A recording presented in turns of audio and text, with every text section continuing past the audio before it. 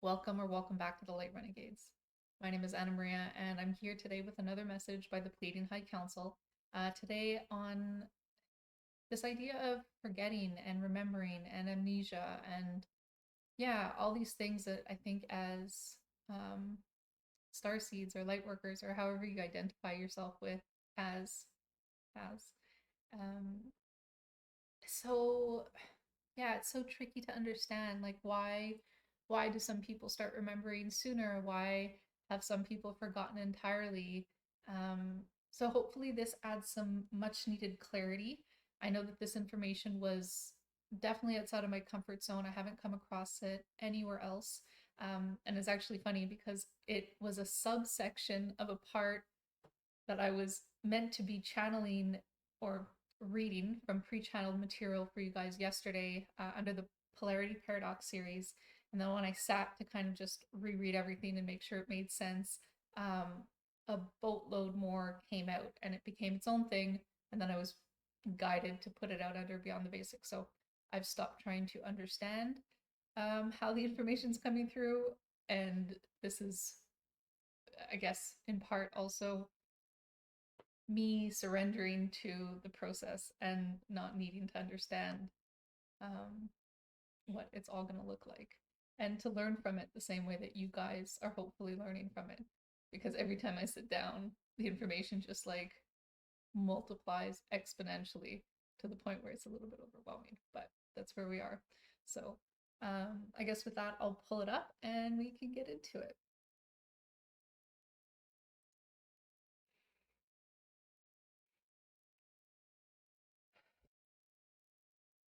Greetings, loved ones.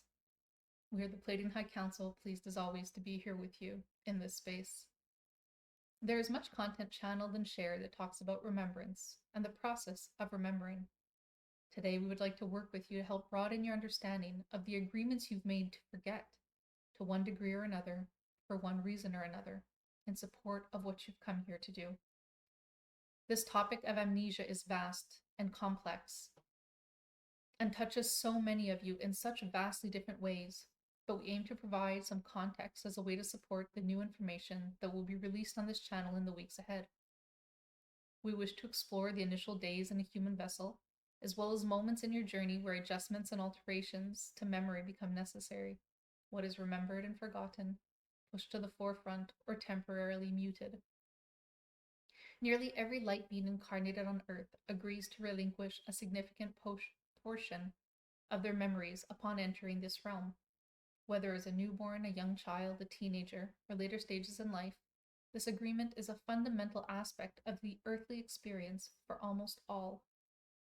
While your amnesia is often regarded as a source of disappointment and can often lead to frustration, it has been a necessary measure that has allowed you the opportunity to become fully immersed in this grand experience.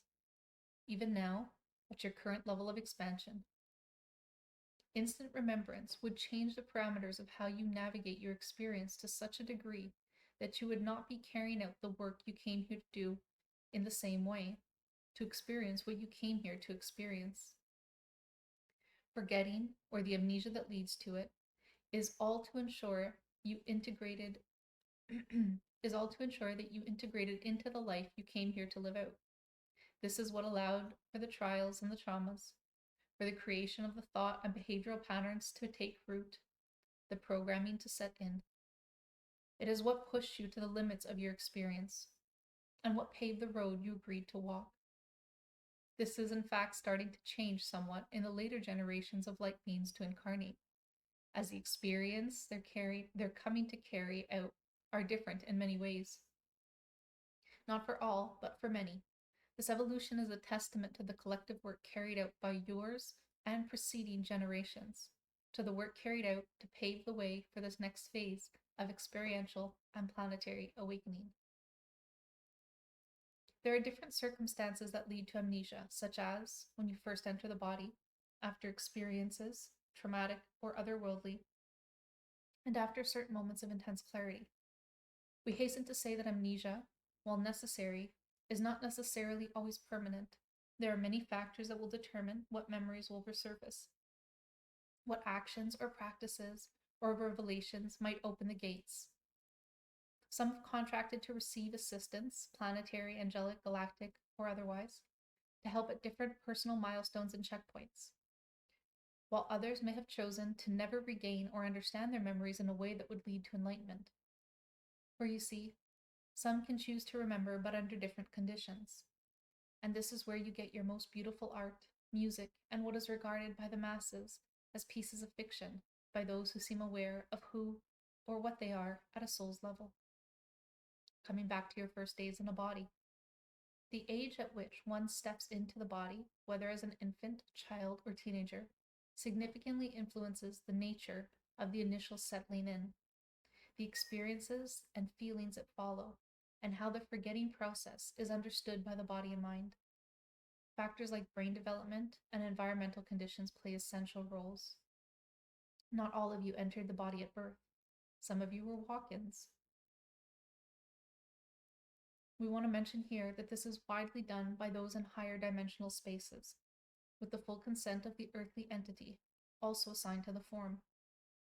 In many ways, the two souls coexist, and the young earth soul watches and learns and benefits from the experience greatly.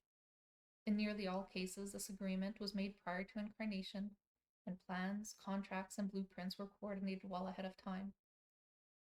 The body, mind, human characteristics chosen in a way that suited both parties, coordinated to ensure growth and experiences that supported the goal of both. There are other instances where a body is taken over by agents of the Dark Order, acting in service to self, and that is an entirely different experience and dynamic, which we will not cover here today.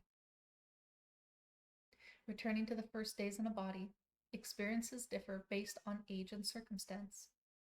Forgetting begins from the moment you step into the vessel, involving a gradual process of insulation from higher self and source, perceived as separation, and thereafter even more of a gradual process of remembering, two separate and seemingly opposite processes at play. The infant brain is not developed enough to understand the separation fully, so it is perceived not so much as forgetting, but more as an experiencing of the connections outside of themselves changing.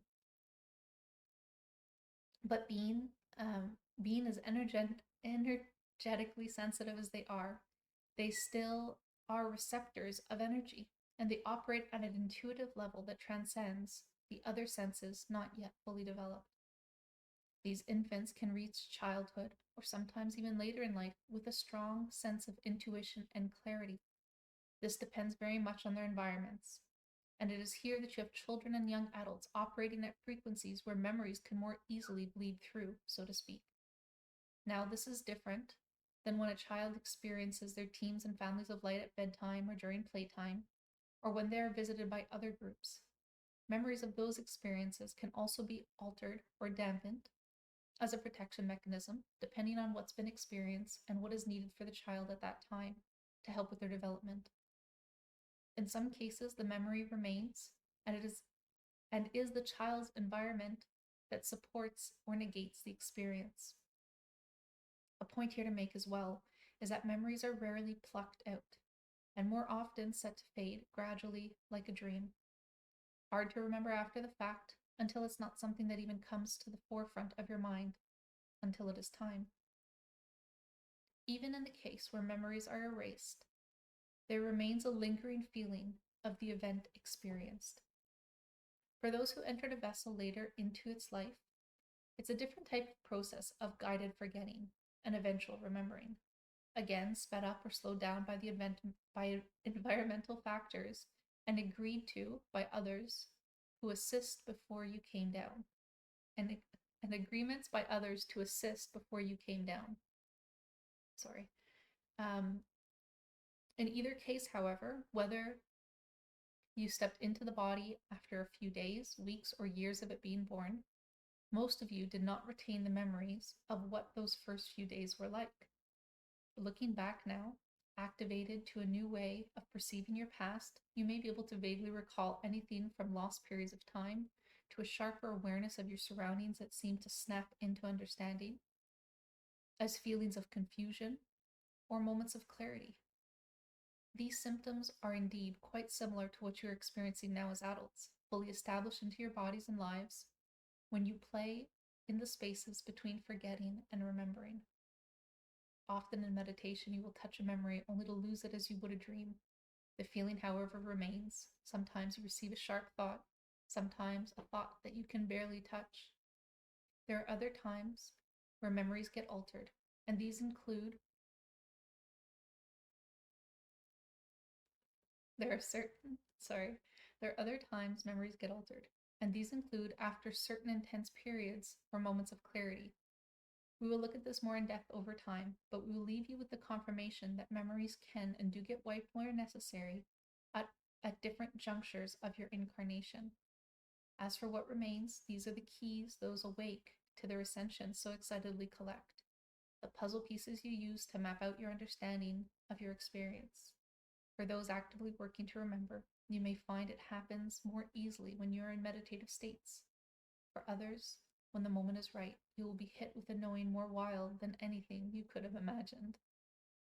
We love you, and we leave you here until next time. All right, so that's the message. I hope it made sense. And if you do have any questions, you can email us directly, or you can, oops, sorry. Yeah, you can send an email or you can leave a comment below if you think that others would benefit from hearing the answer. And yeah, I think that's it. There was something else I want to say, but I can usually not remember it at the end of a video. So I'll leave you guys here for today. And the next video for the polarity paradox on childhood conditioning should be coming out towards the end of this week. So I'll see you guys then.